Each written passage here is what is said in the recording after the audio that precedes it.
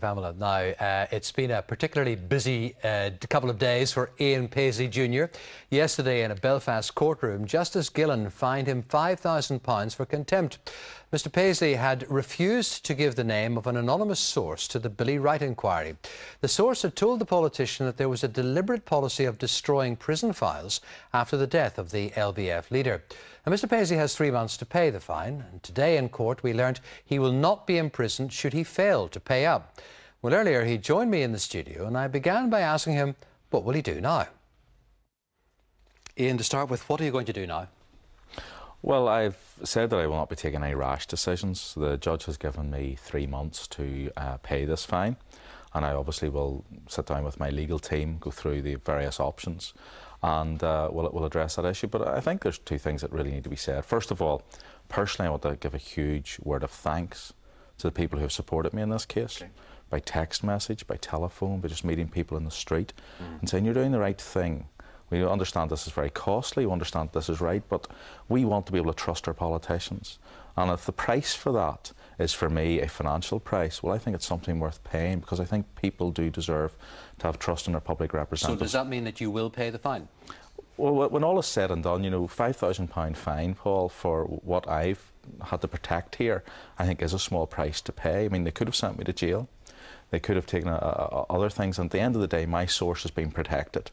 And the issues which I've laid before the Billy Wright Tribunal, which they said right at the beginning of this case were very, very important, all of that has now been protected. So I will consider those things. I mean, I don't believe that I should be punished anyway for this, and if the price is £5,000, well, I'm certainly considering all of that in the round. Well, £5,000 is only part of it, because there are the legal fees as well, which we're told are in the region of £50,000, and you're having to put your holiday home on the market. Not a good time to sell.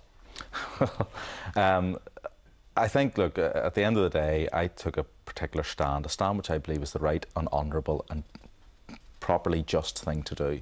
And if the price for me is a financial price, well, so be it.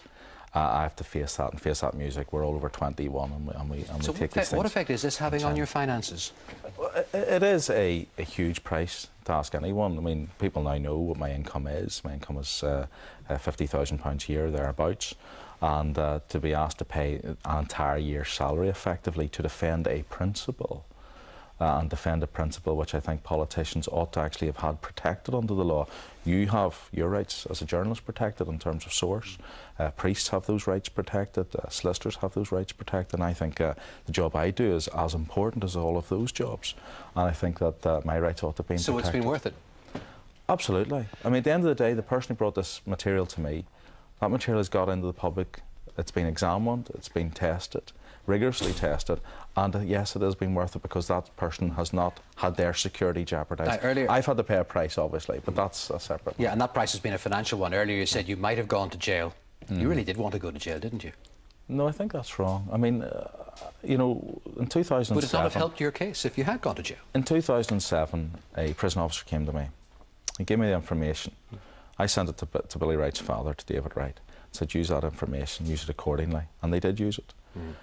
Whenever I penned that letter, I wasn't planning some great scheme that unravel that I would get into jail and get notoriety. But it would help your cause politically, would it not, if you had gone to jail, like father, like son? Well, you know, people draw those comparisons. I try to avoid that. I think that, that the real issue here is a crucial issue of making sure that sources are protected and indeed ensuring that the issues which I have brought are important enough to be protected. And in a word, yes or no, would you do it again? Absolutely. Ian Paisley Jr., thank you. Thank you.